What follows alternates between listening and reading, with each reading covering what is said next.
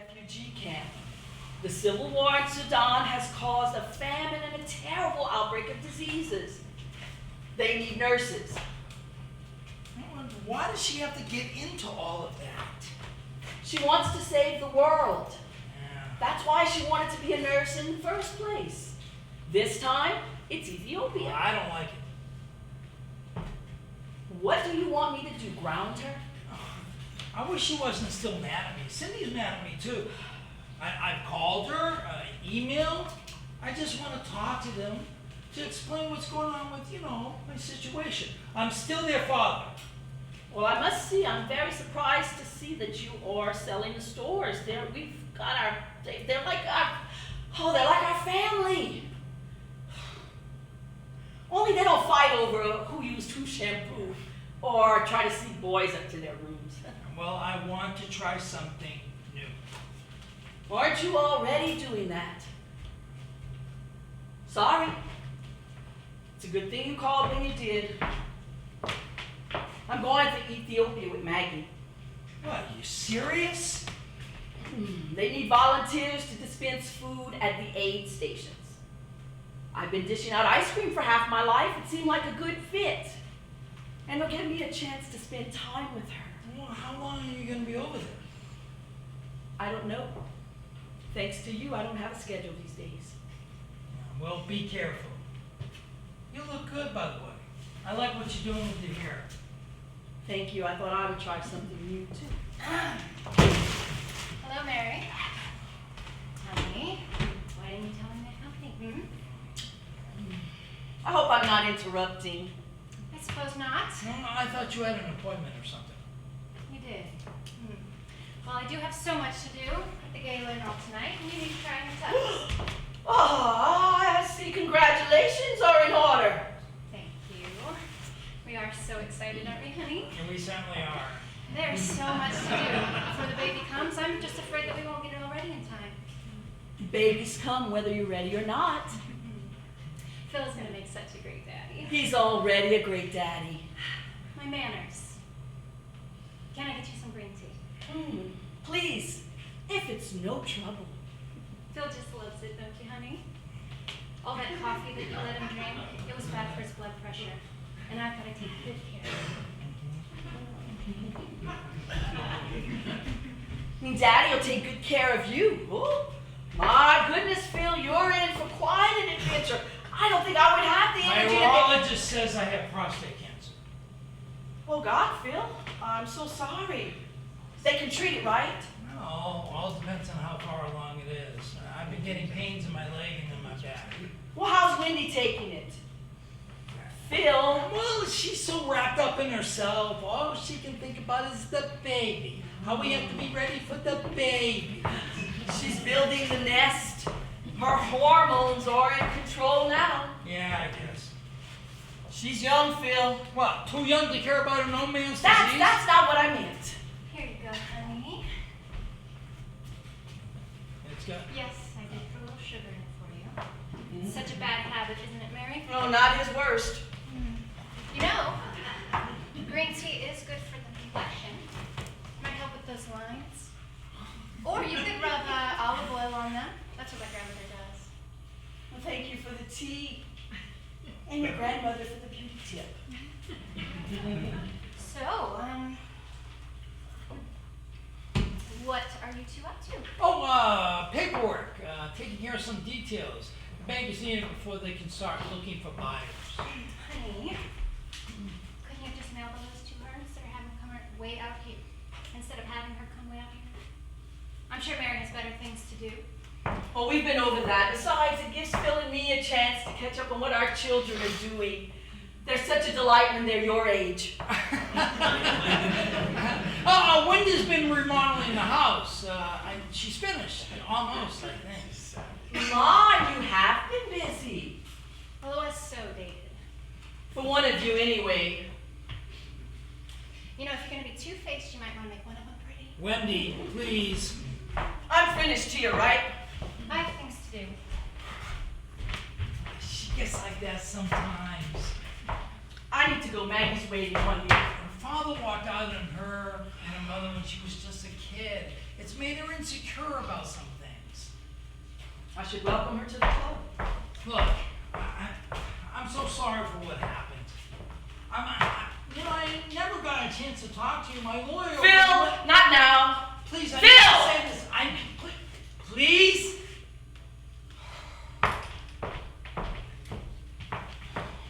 Look, if it hadn't been for you, this business would have never gotten off the ground. You thought up all the flavors. You stayed up at night mixing them. You're the one who added the peppermint to the strawberry. I swore no one would even try it. Surprised the heck out of me too. It was our best seller for a while. Yeah, and opening stores in those podunk towns, I was so against it. But they turned out to be gold mines, every one of them. Well, what else do product guys have to do beside eat ice cream? And you were so good with the bankers. You answered all their stupid questions. I was too impatient. But you took care of them. You knew what to say to them. Every one of them said it. Your wife has the vision, Phil. You made us famous. I did it for us. Yeah, well, I tried every one of your flavor ideas. That was my biggest contribution. Well, occupational hazard. I picked up a few dress sizes along the way. Thank you again for pointing out the fact that I was fat. What can I say? And then the money went to my head and the ice cream went to my gut. But, you started working out on the treadmill, and I wanted an exercise program, but I knew it wouldn't last a week, just like you did, so I had to get into something. Oh, you got into something all right.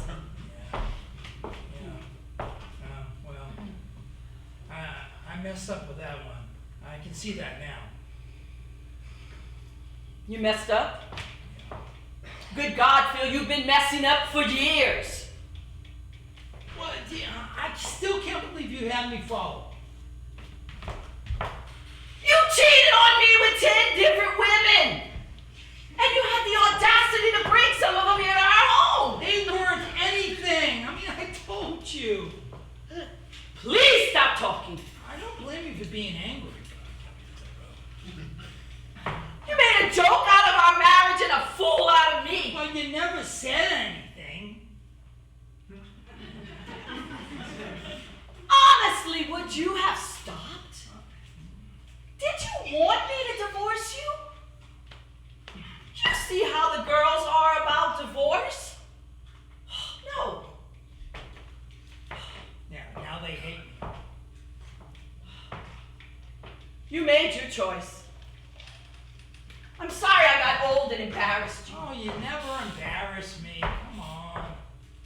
I see.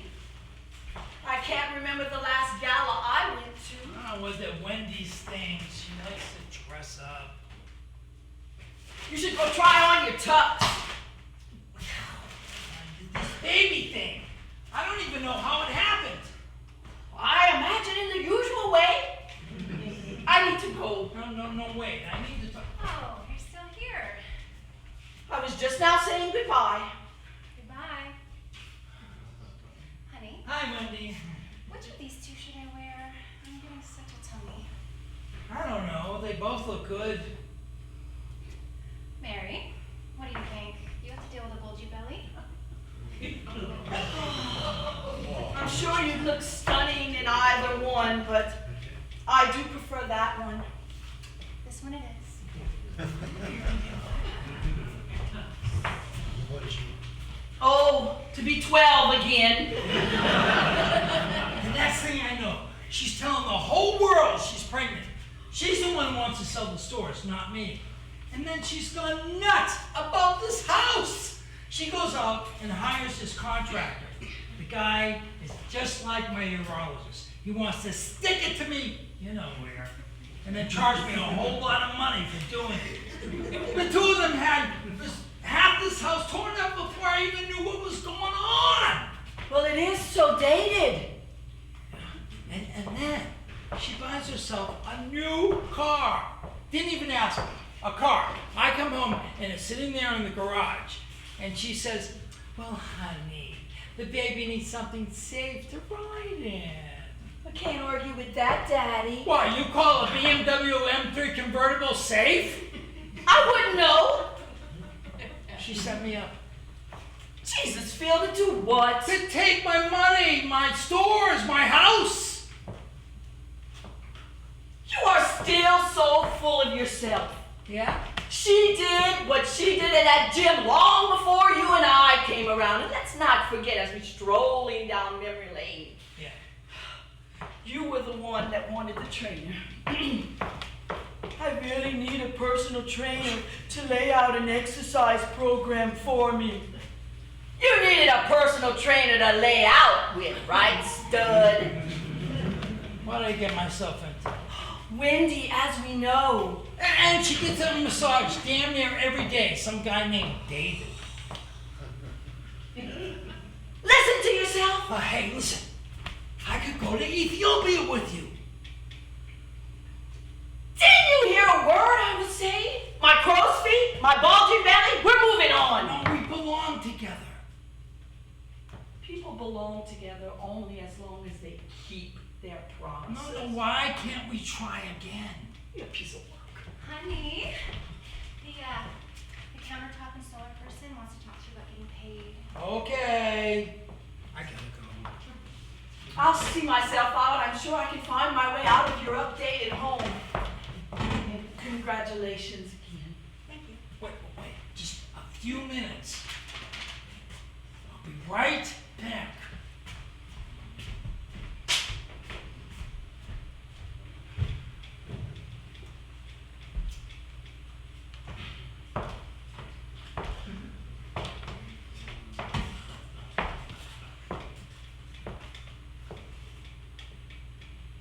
How are things going with you and Leonard?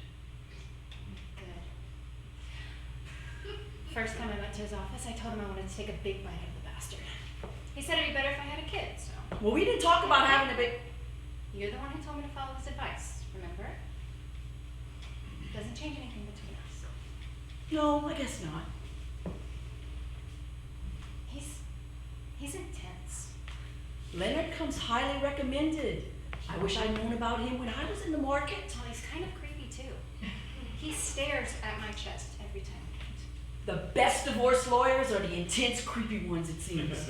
Well, I'll just be glad when we get the store sold, because Leonard says Phil has all of his money wrapped up in those things. I can't even stand to be in them. They smell gross. We have to be patient. How are things with your daughters? Just wonderful. Thank you for asking. They're everything to you. Oh, as soon as Phil filed for divorce, the girls said they were on my side, just like I felt they would. But just to be sure, I gave them each a copy of the investigator's report. They could read all about their father. Well, the man is a pig. He'll never be their sweet daddy again, that's for sure. But they can't do enough for their poor, betrayed mother. Cool. I am out from under him now. Oh, pardon the pun. I'll collect my money when your divorce is settled like we agreed. My divorce settlement was for the girls, for their future. This money is for me. When I get back from Ethiopia, I'm going on a cruise. I've always wanted to go to Alaska. And then I'm going to college. College. I love kids, the little ones. I'm going to be a teacher. Won't Phil be surprised about that? Well, not as surprised as when I tell him that my mother is moving in with me next week. She's coming to help with the baby. She's really getting into this whole grandmother thing. What's so funny? I have to smile every time I think about how lucky I was to see you at that club. You had those guys eating out of your... My clients. Seeing you with them gave me the idea to go to my promise to myself to get back at that scumbag for sleeping around on with those... Ugh! God, I can't even say a word without being sick to my stomach. I didn't need an investigator to tell me when Phil had been one of his toys. Got that stupid grin on his face. Oh, don't I know it. God, I wear myself out getting him, ready. And then, poof, he's done. Just like that. And then he walks around like he's God's frickin' gift. Thank you for taking me up on my offer. Believe me, I know it isn't pleasant for you. I've done worse. But never again. Thank you for sharing David with me. You were right, he has magic fingers, and you know what else? My pleasure. Oh no, mine. I love what you've done with the house, and I'm sure your mother's gonna love it too. Thank you. Yeah, my mom always said she wanted a house. I promised I would figure out a way to get her one someday. I am glad we could do business.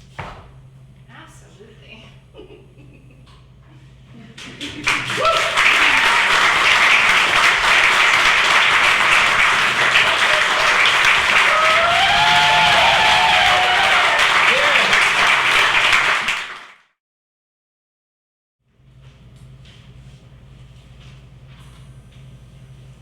The night weeps, shadows mourn. Tonight a dietitian sleeps in his eternal slumber. The name's Richard Mulberg, and this is my story.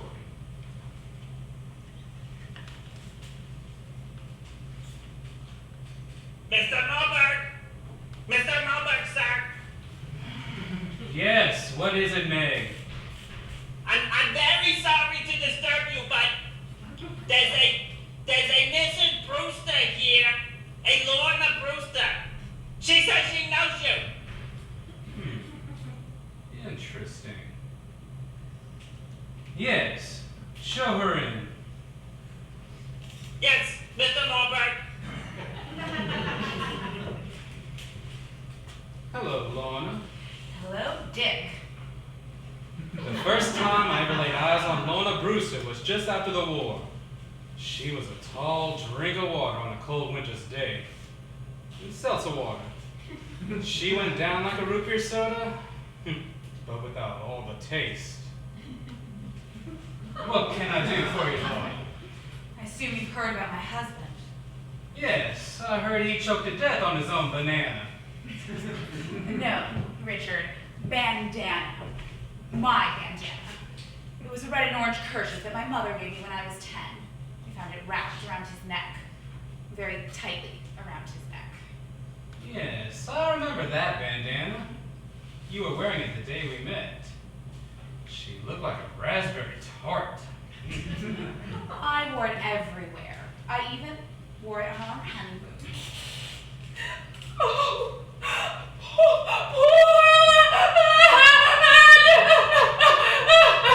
Come off it, Lorna. You never give a fig for Leonard? Save the gooey gumdrops for Johnny Law. Oh, why do you always have to bring up Johnny Law? He was a good man. He has nothing to do with this situation. She's right. Johnny Law is an economics professor over at MIT, and he has nothing to do with this situation. Frankly, I don't know why I brought him up just now. Perhaps there's a Freudian element to all of this. My mind reels from the implications. I never loved Leonard, it's true. But I didn't want him dead either. And I certainly didn't want to lose my mother's kerchief to some policeman's filthy locker room. It was the only memory I had of her. So that's why you're here, Lorna. To find your mother's kerchief. No, don't be foolish. I know exactly where it is. They're building up a case against me, you know. They think I killed him. Yes, I know. That's why I need your help, Richard. You're the only dick in town who can prove my innocence. Assuming you are innocent. Oh, have you really grown so cold? Like a hot fudge sundae, Lorna. I learned from the best. Leonard was your friend. He was my dietitian. Nothing more. So, is that help you lose weight, so you won't help me solve his murder? I was $1.99 when we met. Look at me now! Yes. His cold bacon grease and cream cheese diet didn't work. He was so certain about it, too. But at least he tried, Richard, which is more than I can say for you, you dick. I hated to admit it, but like a shish kebab in Chinatown, she had a point. You're right, Lorna. I am a dick. The finest dick in Brooklyn, according to the rags. But my frustration is not with Lemmy, sweetheart. It's with you. Ah, finally. We're getting somewhere. So then, why don't you pour me a drink, big boy, and we'll see what the cat dragged in. She was mixing up her metaphors like a casino mixing the bean dip, but I didn't stop her. So what do you have? Same thing I always have, detective. Pineapple and tomato juice smoothie with a shot of grapefruit. She was going for the hard stuff.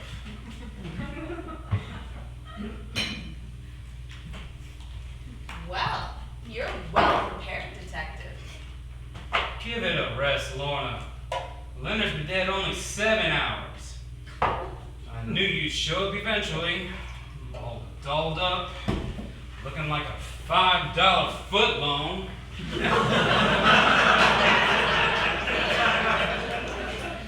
It's disgusting. Okay, I'm totally fine. good. So you can help me? Well, that depends. What are you offering? I don't know, Dick. Eternal gratitude, perhaps? Oh, stop it, sugar lips. Your gratitude isn't worth a pack of chewing gum in this town, and you know it. Well, I'd offer you money, Richard, but Leonard's estate is sort of tied up at the moment, what with his recent murder and all. And I highly doubt that they'll be letting his suspected murderess access it anytime soon. However, if you can prove me innocent, I'll pay you anything you wish. More promises, eh? I remember certain other promises you made me once. Many, many moon pies ago. Those were legitimate promises, Richard, I assure you. Truly did love you. Once. You called me a lard bottom, Lorna. And said that making love to me was like a menage a trois because I was coming at you from multiple angles. I was a girl then. Foolish. If I knew then what I know now. You said that when I sat around the house, I really sat around the house. See, had I been more mature then, I'd have come up with something far, far wittier than that. I don't think I can help you, Lorna. I'm too busy counting all the chins in the Chinese phone book. Richard, I'm sorry, truly, I am. I said some very hurtful things to you back then. But I did introduce you to Leonard. I really thought he could help you. Yes, he helped me all right. He helped me realize what a fool I'd been. I never should have trusted you, doll. So that's it. You'll just let me go to prison for the rest of my life, or even to the chair, all because of some weight jokes I made 6 years ago? You said that when I stepped onto the scale, the talking scale said 1 person at a time, please. Well, it did. Remember? That was an actual event. We were at the doctor's Enough visit. of the small talk, Lorna. I've got 3 other cases on my plate, and each one of them looks healthier than yours. Richard, you really have changed, haven't you? Yes, I've given them stupidity for Lent. Well, in that case, can you recommend another detective, perhaps? Preferably one without his fat head shoved up his ass? Fine. How about Skinny Mark over on 4th Street? Oh, I heard he's pretty good. Oh! ashamed of you. Leonard's got enough problems, Tootsie Roll. It's you and me I'm worried about. Let go of me. Make me! Fine! In my purse is a half-eaten sandwich from the Carnegie Deli. It's all yours if you let me go! Is it pastrami? No, it's a mackerel. I hate fish. It has vitamin D. Yeah, I took a vitamin D once. It was back during the war and they injected straight into your buttocks then. I'm sorry, but I do not eat anything that's been injected into another fellow's buttocks. You can keep your goddamn sandwich, Lorna. Just get out of my sight. You know, Leonard has a new book coming out. He finished it just before he died. The royalties are expected to be enormous. What's it called? Losing Weight with Butter. He called it his magnum opus. More like a mea culpa. What? Nothing. Leonard was a terrible dietitian, Lorna. But he was a hell of a guy. He didn't deserve to die like that. No. So you'll help me? Yeah, I'll help you. But I would like a huge piece off the back end. Richard, Leonard's only been dead 7 hours. I don't... I mean of the book deal, Lorna. Get your mind out of the gutter. Oh, right. Well, I'll tell you what, Detective. Since you've finally come to your senses, the least I can do is make you dinner. How do you feel about ravioli and meatballs? Lorna, I think this is the beginning of a beautiful friendship. Mr. Mulberg! Mr. Mulberg, sir! Some detectives are here. They say they have evidence linking you to a murder. Mr. Mulberg! Mr. Mulberg, did you kill your dietitian?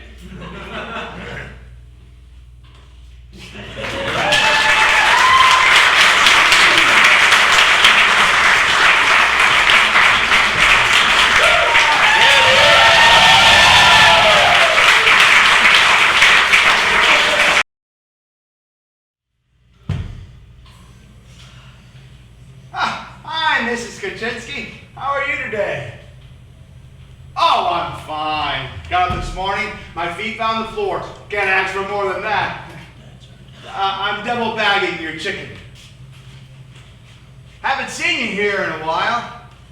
Just kidding. I've never seen you. That bastard. Oh. Lighter bag today. Husband traveling again? Oh, I'll travel someday. There are lots of countries I'd love to smell. How long is he going this time? Huh? Have a good day. Tim to the manager's office. Tim to the manager's office. Oh, hi, Walt. You'll have to finish yourself. You go ahead and try that turkey bacon. It's good. You'll see. More than I will. Hey, Tim, have a seat.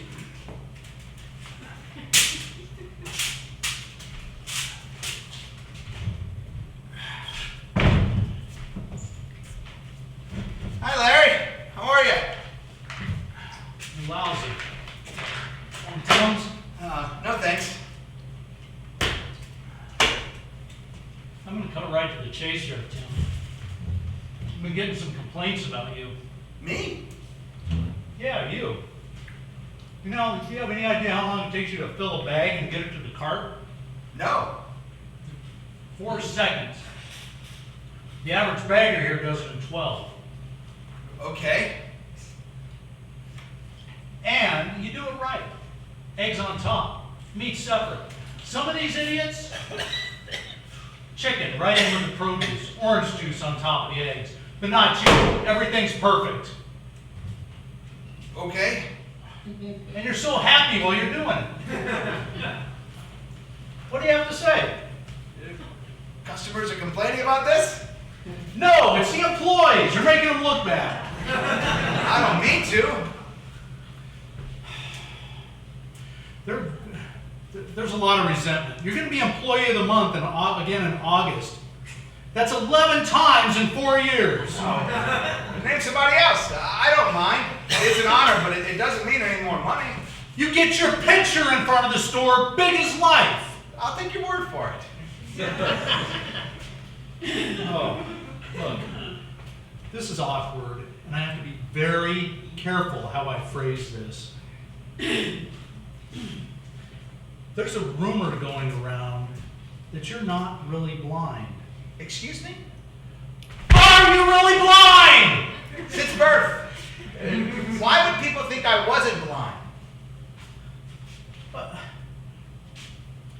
How do you do it? How do you just bang, bang, bang, everything in, everything right? Practice. No, it's more than that. Well, maybe it's because I have extremely sensitive tactile abilities.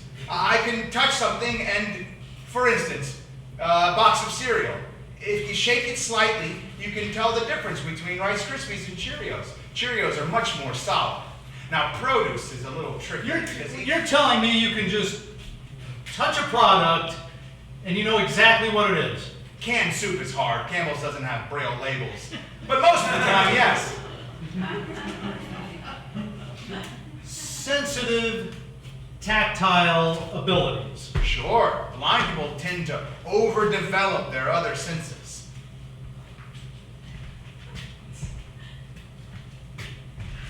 And the customers, how do you know who they are? I don't know all of them. Last Friday, in a 1 hour span, you recognized 76% of the people in line. You counted? Of course I counted. It's my job to keep on top of things here, Tim. You know, there's a lot of stealing going on down the loading dock there. I don't want to tell you your job, but maybe you ought to focus on that. Oh, jeez. What is it? What? I thought we weren't talking. Everything went through the lawyers. Well, send me an email because I don't want to hear your fucking voice!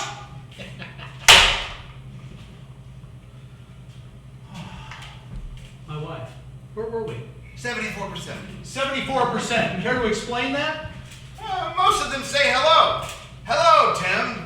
And I recognize their voices. It's not tough, Larry. I have very sensitive hearing. For instance, I can tell there was a stapler you just threw at my face for some reason. And the ones that don't come up gushing hello to everybody's favorite bad guy, what about them? Well, Rhonda Peters wears bracelets that always clank the same way. Walt Gunderson, he was just here. He smells like cigarettes with a little beer spilled in it. Ellen Roberts wears this strong, I mean strong, perfume. Joe, I don't know his last name. He drags one foot. I think he had a stroke. Mrs. Azim holds a little dog under her arm, and it yaps at me all the time. So I know it's her. Hello. Yeah. Well, get Larry to do it. What do you mean he's not here? Where did he go? I saw him here this morning. Oh, Christ. Well, get Diane, get somebody. We can't have that stuff in the aisle.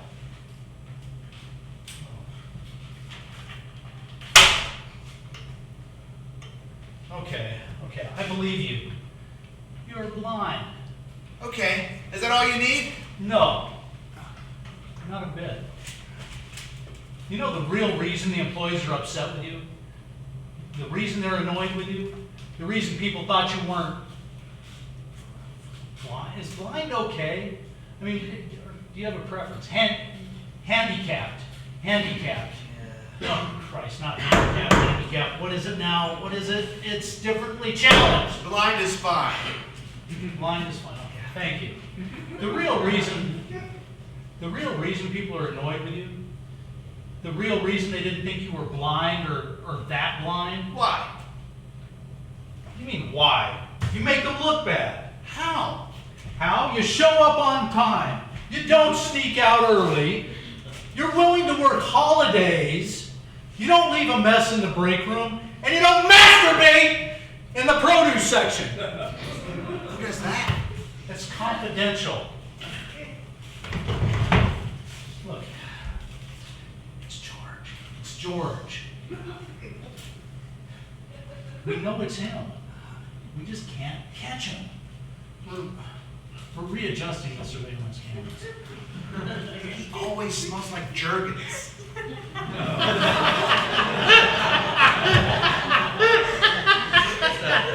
Let's just try to stay in focus here, Tim.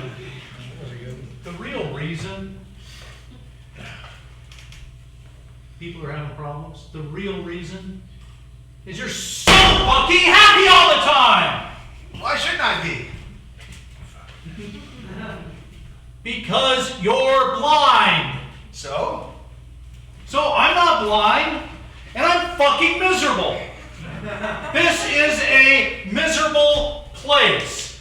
Everybody here is miserable. Well, maybe it's better that I don't see it. It's that gosh fucking ain't life grand attitude that's driving us all around the fucking bend.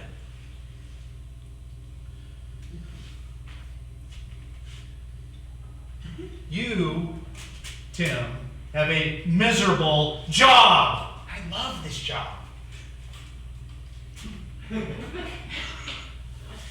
How can you love this job? Nobody loves this job. The pay's decent. I get to talk to people all day. The bus stops right in front. I get tons of pussy, good benefits, paid holidays. Wait a minute. Are always going out Wait a minute. What was that? Paid holidays. No. Before that. Something about pussy? Oh, right. Yeah, I get laid like crazy here. Not by the employees, and not in the store, and certainly not in the produce aisle. No, I'm talking about the customers. Which customers, Tim? I'm not naming names. Let's just say this is a great way to get laid. You're blind. How do you even know if they're attractive? Well, that's the best part. I don't. Yes. So, you're telling me you're hitting on the customers when you should be bagging their groceries? They hit on me. I'm the new taboo, the new forbidden fruit. There are no boundaries, which is terrific. It used to be, oh, I'm sleeping with the black guy.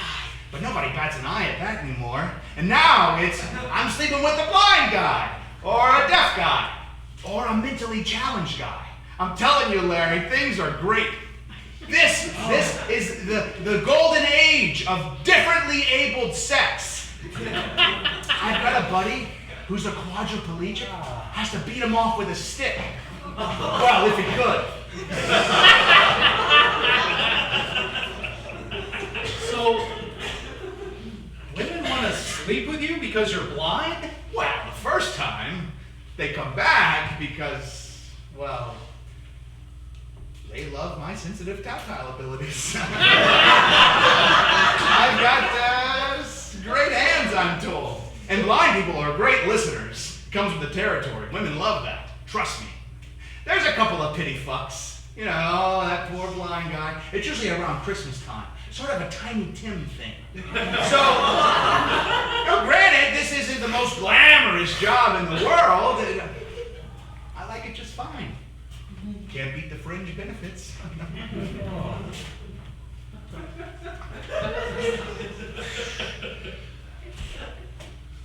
So, you're telling me if I gouged my eye out with this pen, I could get laid? Well, maybe after you healed, but then you'd look like Oedipus. Oedipus. He knew That, her? is that all you need, Larry? No, we still have this other problem. What other problem? Employee morale. Look, I need you to be a shittier employee. I want you to keep the customers happy. You're doing a great job with that. I want you to play up the happy blind guy thing. But with the rest of us, could you maybe be a little surly once in a while? Grumble about what a crappy place this is to work? Leave a mess in the break room. And once a month, just come in late. I don't know, Larry. I take pride in my work. Pride in your work? What do you mean? Why are you busting my balls here, Tim? Oh, I don't mean to bust your balls. Please, for me, take a little less pride. And just don't talk to anybody about what we talked about here. The fringe benefit thing. They hear about that and they will really hate you. Okay. I'll try to be a shittier employee. That's all we're asking. That's it. Can I go now, Tim? Yeah, sure.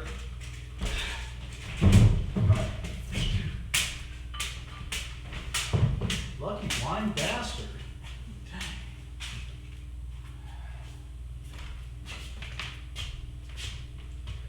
Hi, Mrs. Carlson. All alone today? Where are the kids?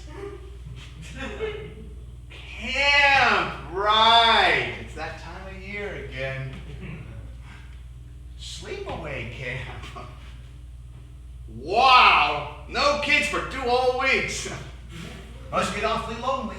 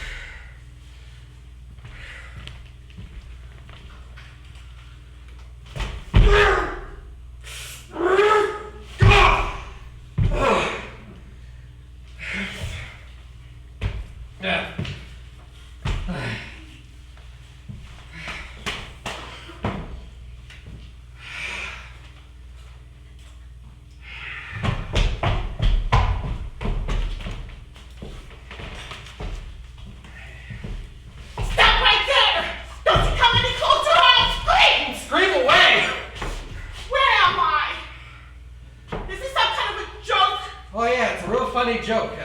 Empty room with no doors and a bottle of vodka. Oh, I must be hallucinating again. No, I'm awake. Are you gonna tell me where I am? Look, lady, I just got here myself. You did? Yeah.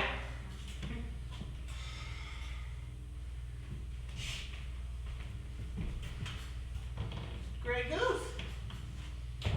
Nice brand. I'm impressed. I'm used to Absolute if I'm lucky. This situation calls for a drink. Good luck with that.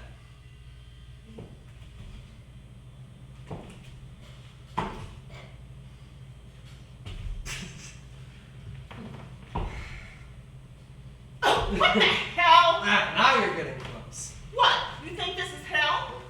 Where else? Well, I was just in the hospital. That terrible accident. 3 people were around me doing the defibrillator thing with the paddles and saying,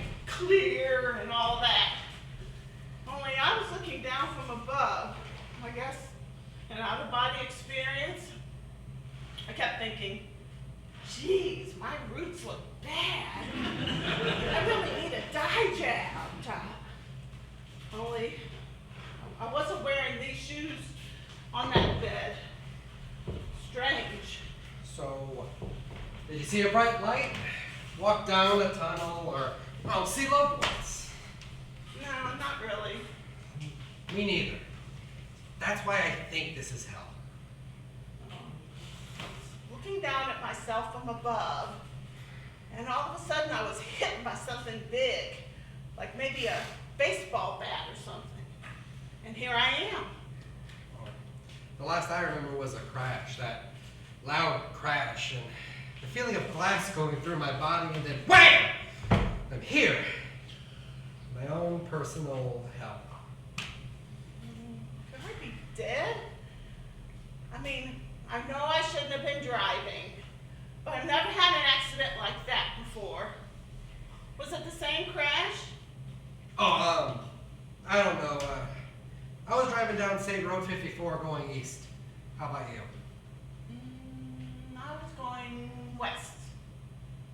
Head Head on. on. You dozed off and came in my lane, didn't I you? don't know. I mean, I don't remember that. Oh, but you were drunk, weren't you? Why would you say that? Because it just makes sense. Two alcoholics are drunk. They're hit head on. They both croak, and well, their hell is this.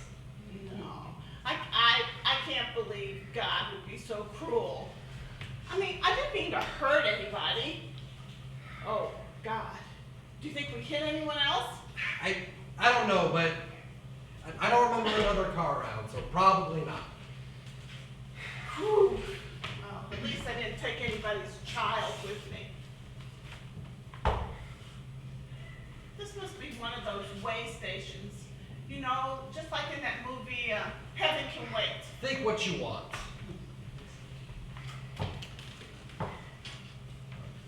My name's Will. We might be here together for an eternity, so it might be helpful for us to be on a first name basis. Judy. Judy. I wish I had met you in my earthly life, but hi. I'm really starting to get scared now because I'm starting to believe you.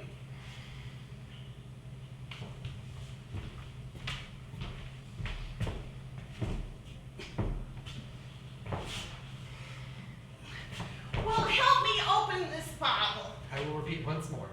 We will never be able to drink that vodka. You and I will go through the DTs and everything for an eternity. Well, hey, don't gloss it over for me, will you? I don't deserve this. Yes, I do. Look, you could not be as bad as me. I mean, seriously, I'm such a lowlife. Well, I'm a drunk. Is that what you want to hear? Is this some kind of a test to get me to repent? Well, I repent. I repent! Do you hear me? I repent! Who are you yelling at? Well, I don't know. God? Or Satan? Or whoever can get me the hell out of here. I need to go home and dye my hair. Have no one to go home to, do you? Well, not really. My cat even left. Found somebody who feed her more regularly, I guess. Let me just say this. No matter how bad you think you are, you could not begin to compare to me. Oh, yes, I can. I'm so bad, my children won't speak to me. Even if my ex let me see them, they wouldn't want to see me. Judy, you don't strike me as being a bad person. Alcoholism is a disease, you know? We can't help it. I've blown every opportunity for recovery. That's all because of my dear old dad. I got this from him, you know? Being a drunk, I mean. It's genetic. We can't help it. Well, I could help it. Doesn't run in my family at all. My brother's as sober as they come. And Mom and Dad never had a problem with booze. It's just me. I'm a worthless human being. One with a very bad hangover. Couldn't God or Satan or whoever have taken pity and don't deserve pity. See, I used to leave a bottle at my desk at work. I left it in the linen closet. Changed sheets a lot. I always had a bottle in my trash can, except on Thursdays. That was garbage day. No one in my family liked tomato juice. So I put the vodka in there, and then I could drink it whenever I wanted. They never even knew. Well, I always had a bottle right underneath my seat in my car. Well, I had this pair of pants with an elastic waistband. I'd stick the bottle in there like it was a pouch of a frickin' kangaroo. You know those carpenter pants? The bottom pocket. I'd empty out those little shampoo bottles and put it in there. Yeah, they're great for your purse. Once I took a swig and blew bubbles. I didn't need a purse. I had little mouthwash bottles. I kept that right in my pocket. Everyone thought I had the freshest breath. Well, I've been through AA 3 times. 4 for me. Step 9. Make amends. Yeah, that's all the further I get is step 9. All 3 times I've tried to get my daughter to forgive me. She won't speak to me. Never get to step 10. The last time I really thought I could get her to forgive me. I don't even remember what step 10 is. I've been through all the steps, all right. See, I even go early to meetings twice a week to make the coffee.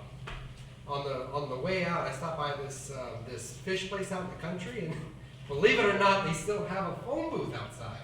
Now, I wouldn't exactly call it a booth, but I pretend I'm on the phone while I'm drinking my vodka. I'm skunked at the AA meetings. Now that is pathetic. Yeah, that is bad. But I have 2 DUIs. 3 for me. I once picked my kids and my neighbor's kids up from Sunday school, toasted. I once passed out in the park. I was beaten and mugged. I once stole money out of my daughter's piggy bank and from a passed out homeless man. I was a passed out homeless man. Was that you?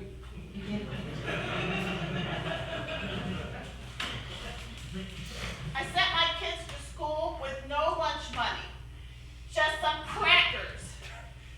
I lied to my sponsor a gazillion times. I left my sponsor in a Starbucks and she thought I just went to pee. I lost my license for 6 months. I still don't have my license back. I drunk mouthwash. I taught Bible school with a buzz on. I let my little nephew walk out on thin ice. I got plastered at my niece's wedding and slept with my husband's brother. I was too afraid to have kids. I lost mine. Look, it seems to me as if we have a lot in common. Like, I don't know, like you'd be able to understand me because you've been there. I think I know you better than people I've known for years. Are you married? You kidding me? Who would want to live with me? Well, would you hold me for a minute? Sure.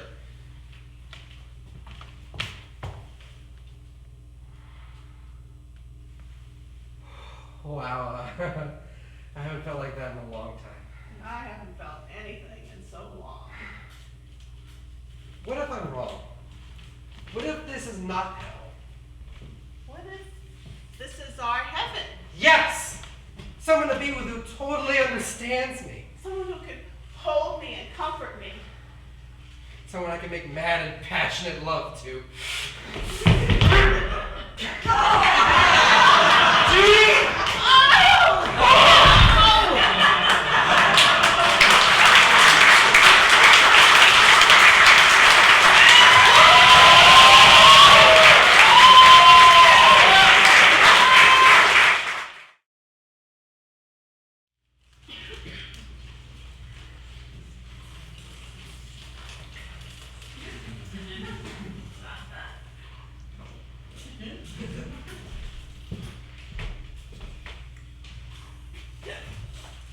Hello.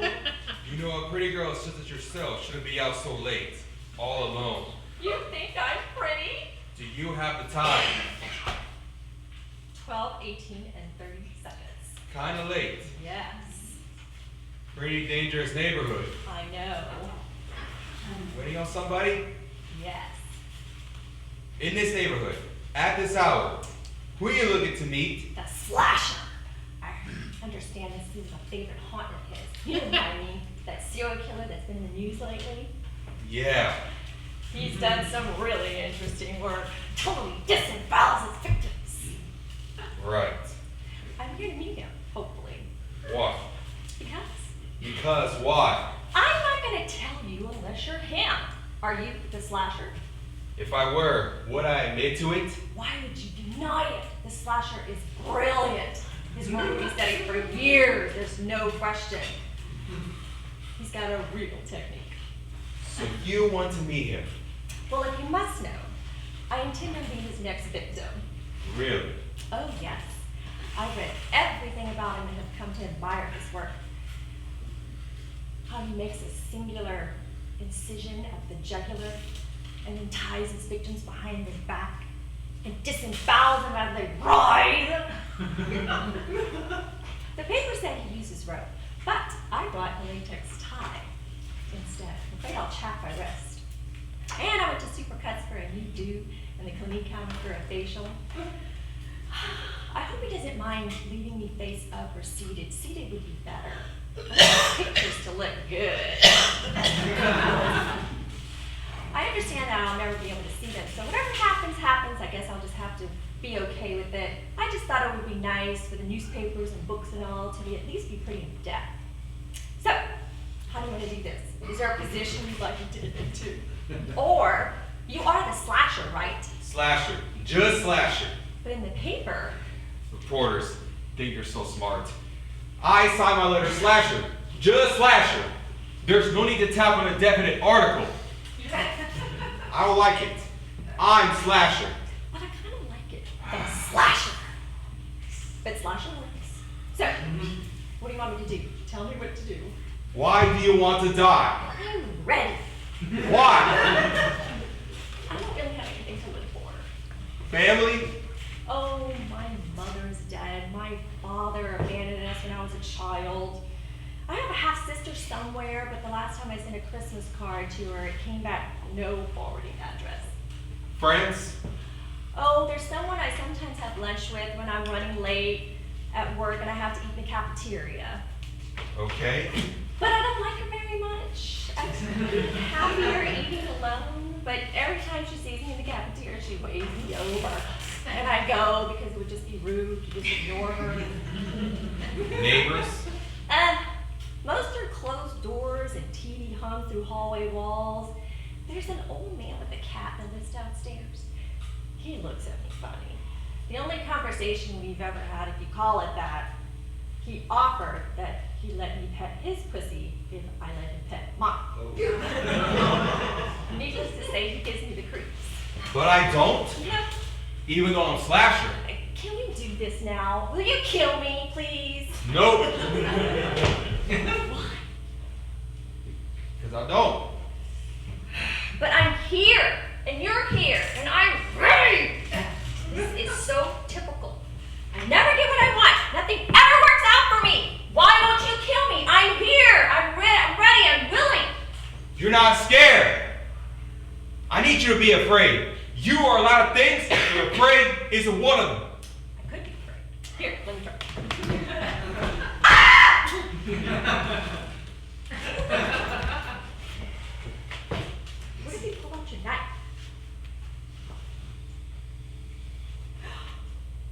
shiny. Oh, jeez. What is green? And sharp. Bet that's handy. Jinsu doesn't just cut through aluminum cans. This baby breezes through cartilage, small bones. Cool. No, not cool. Big shiny knife is supposed to scare you. But there is no fear here. I prey on the unsuspecting. That's my joy. But you saw me coming. And I lean into you. And you smile. What is up with that? I'm creepy. I haven't showered in days. My smell should repulse you. I'm wearing a trench coat. It's not cold out. I don't need the layers. It's dark. It's late. You're a woman. I'm a man. And you are supposed to be afraid of me. You have the most beautiful eyes. What? My eyes have seen unspeakable horrors. The likes that you can't even begin to imagine. Oh, I'm sure. Abusive mother, alcoholic father. No. Well, yes. But I mean horrors of my own creation. I've done things to the human body no one should ever do. Don't doctors and scientists dissect bodies? I bet with a better upbringing you could have been a doctor. Oh, it's not the same. Wait, really?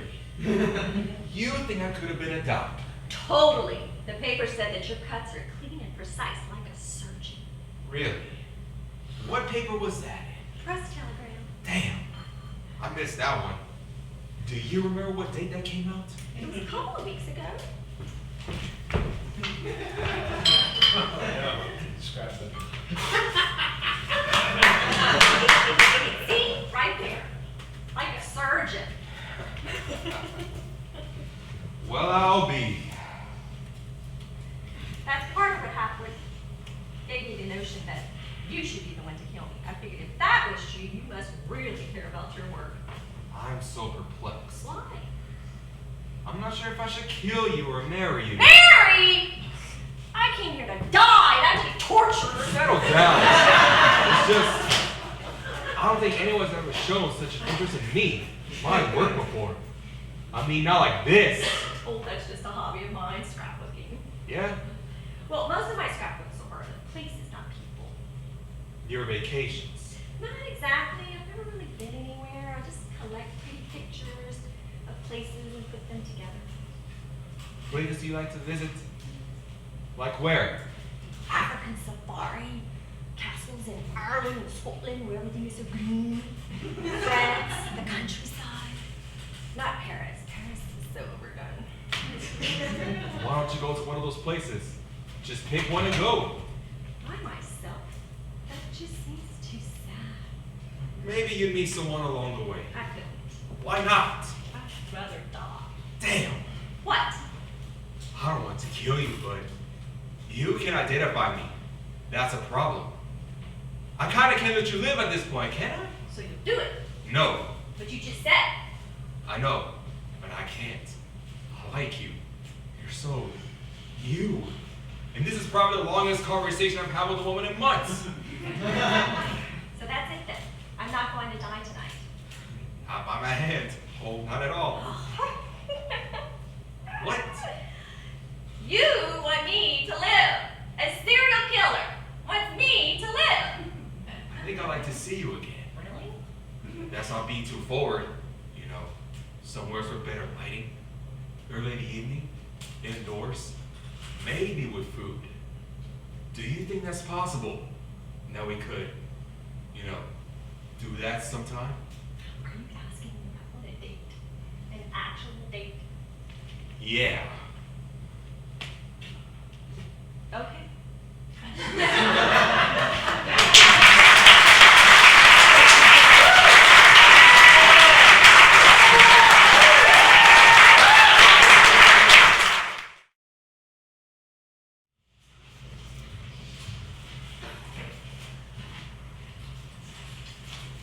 Act 2, Scene 3. I enter from stage right, nervous, but in character, and cross down stage center to the chair placed there, next to the small table, and I sit. I look up, seemingly forlorn, and begin my brief soliloquy that speaks of the turmoil an anguish inside of me that was all too obviously telegraphed in the previous scene. I directed to the fourth wall. And as if speaking to anyone and no one, I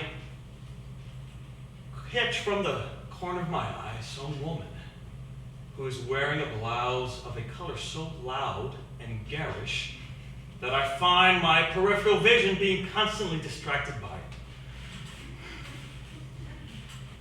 God, I hate her. She's really screwing this up for me. I'm trying my best to ignore her and concentrate on the words. There, I'm done. God, I hate her. She really threw me off. I think my expression at the end really got them, though, despite the distraction of Coco the Clown and Rosie or wherever the hell she is. All right, darling.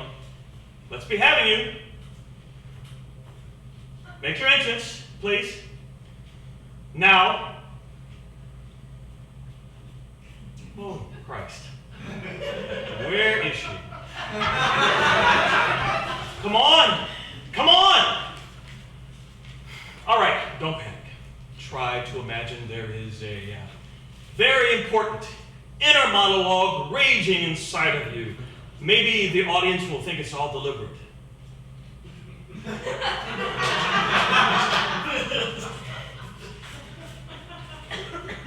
God, I could strangle her right now. Where the hell is she? I entered hurriedly from stage left. At last. I run across the stage, desperately seeking the whereabouts of my one true love, even though I see him sitting right there and would have to be half blind not to have spotted him immediately. But this is theater. So on I search, hoping until, oh yes, there he is, my one heart's desire, in the form of one of the most obnoxious and egotistical jerks I've ever had the misfortune of working with. I smile sweetly. I suddenly become aware of her presence. And of the very dark circles under her eyes, which no amount of makeup could disguise, apparently. Out on the town with the director last night, I'm assuming. My, what a far cry from the delicate little flower she's attempting to fob off on the audience right now. Drunken old slattern. I turn away, hurt. Fall to my knees and beseech him. If he only knew the reason why I had to rebuff him in the library in the previous scene. If he only knew my deep, dark secret that I've been forced to keep hidden from him. If he'd only look me in the eye just for a second. I mean, come on, we're supposed to be doing this thing together. It's called acting. It's reacting as well as speaking. You know, I need something here to work with. Hello.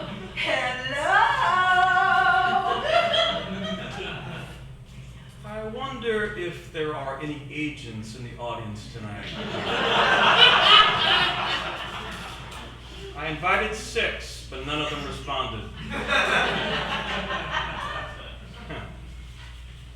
Well, that guy back there, though, looks like he might be. With the glasses? On second thought, no. Too hip. Useless bastards. I'm sure they're all too busy. Yeah, too busy. Propping up some bar, getting wasted after a hard day, skimming cash off their clients' hard work. Yeah, parasites. They should be sitting out there, doing their job, scouting for talent, witnessing art. Oh look, her big speech is about to end. And not before time. She milks that thing like a Jersey cow. I turn up, look up, with a mixture of pity and confusion, and demand that she tell me her deep dark secret so that I can feign shock and surprise for yet another evening. Oh, look. It does have eyes after all. Good evening, and thank you for joining me. It's so nice to have company. So, you want to know my deep, terrible secret, do you? All right, I'll tell you. It's an almost uncontrollable desire to see you stripped naked and strung up by your balls by the light rigging with a large prop of my choosing rammed up into that vain, self-important, and utterly talentless asshole of yours. But, seeing how that's unlikely and not actually in the text, I'd better stick with the scripted version. She covers her face with her hands, dreading what his response is going to be to her disclosure. Yes, cover it up, dear. It's hard staring into those dark, puffy eyes for too long. It's like I'm sharing a scene with a panda bear. And if there are any actors out there, I hope they're taking note, because this is acting. Not only am I having to navigate this scene alone with Ling Ling here, but I mean really. She had an abortion 2 years ago after a brief romp in the rhododendrons with the former gardener. I mean, who writes this crap? I'm supposed to be shocked and appalled by this revelation? It's hardly the stuff of Grand Guignol.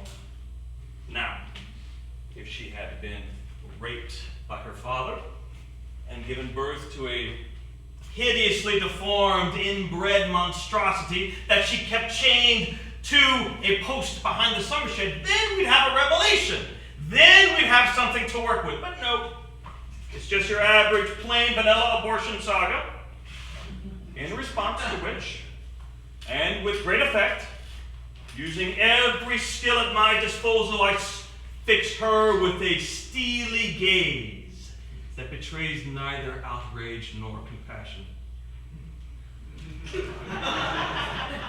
I pause briefly, looking into his eyes to see if my words have been met with pity or loathing. As it turns out, it's neither.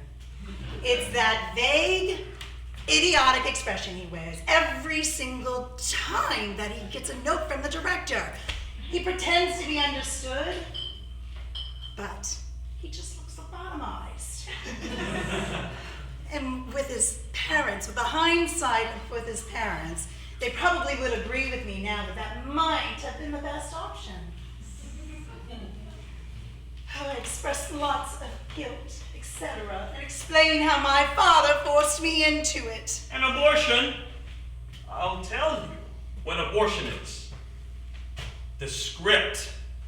Hard to believe it got a first production, let alone a revival. I should be doing Mehmet, or Pinter, or Shepherd, not this pot-boiling drivel.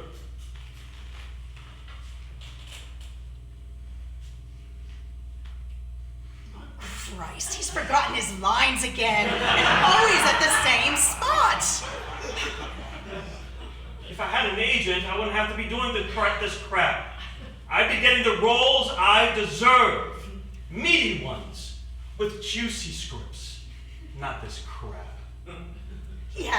He's forgotten his lines again. God, I hate agents. God, you idiot! Useless bastards. Think, you idiot, think. Oh, wait. Where are we? Oh, shit. It's my line. Think. Oh, yeah. The very clunky, not to mention plot convenient change of heart. Where I quickly forgive all and reaffirm my undying love. Ugh. I could slap you sometimes. I really could. As if anyone could ever love that. Apart from another panda, I suppose. Amateur. Oh, and the director, of course, after he's had a few. Tears of joy fill my eyes as I cross stage left to look out the window, as if to symbolize new life and new beginning. Hackneyed and cheesy, yes, but that's what's in the script, so that's what I must do. He crosses to her and grabs her by the throat. Just kidding. He taps her gently. She turns adoringly to look at her dear true love, her dear true lobotomized looking love. He gets down on one knee, and from his pocket he produces a small box. Her eyes light up. Could it be? Could it truly be? Empty? Oh, shit. You complete moron! It was there earlier. I checked. I swear it was. I think. Okay, don't panic, you idiot. Just mine it. Maybe it fell out. Maybe it's in my pocket. Perhaps I should check? No, I can't. The audience would know for sure then. It'd be obvious. Just mine it. When am I going to put on her finger? Mine it! I'll just mime it. He lovingly puts the engagement ring onto her finger as she lovingly admires, whilst deftly using her other hand to block its view from the audience. She proceeds to tell him how her heart is full of, well, actually a death wish at this point. That was quick thinking. The audience didn't suspect a thing. See, I don't panic in a crisis. That's the mark of a professional. You're learning from the best here, Ling Ling. Which brings us to the sadly inevitable moment in the play that tortures my mind and churns my stomach 8 times a week. The kiss. She turns her head to one side, coquettishly. All right, Olivier. Eat your heart out. I hope you're watching wherever you are, because this is the highest mountain an actor has ever had to climb. This is the moment that separates the men from the boys, the Hems from the Hamlets. For this is the moment, after summoning every last ounce of strength and courage, he is called upon to lock lips with bamboo breath. Make it convincing, but make it quick. I am fearless. I am an actor. I can do anything. Even this. He grabs the furry beast by its shoulders and makes his intentions unmistakable. She appears coy and vulnerable, her lower lip quivering slightly. In anticipation of what she knows is to come. Her stomach, on the other hand, is gripped with revulsion and nausea. Her head, by her duty, to the ground. All right, Ling Ling. Here I come. And there better not be any director residue left on those lips of yours. From his mouth or otherwise. Bracing herself, she repeats her mantra. It's Jude Law. It's Jude Law. It's Jude Law. It's Jude Law. Done! He emerges unscathed. And yet another night's meager wages are earned in full. They should give medals to some actors, not awards. He stands before her with a look of pride, as well he should after that feat. She strokes his cheek affectionately while resisting the overwhelming urge not to wipe her mouth with the back of her hand, imagining the poor creatures who have had to endure this revolting experience. If there's actually been any. He takes her hand and leads her stage right to the bench seat. Why is he going so damn fast? The directors have told him about this a million times. I'm gonna trip and break my neck. He gestures for her to sit. She sits. He sits and places his arm around her and proceeds with the cloying speech about his plans for their future together, how happy they'll be, and the children that she'll bear him. Literally, in this case, half man, half bear. She tenderly lays her head on his shoulder, contemplating the true meaning of paying one's dues. Knowing that one day, when she is a sought-after actress for fame and repute, all of this unctuous, frustrating, degrading moment that she's had to endure will all have been worth it. He holds her close to him, and waits impatiently for the lights to go down.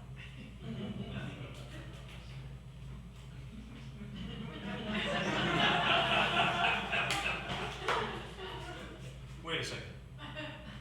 Did I turn my lights off when I pulled in here tonight?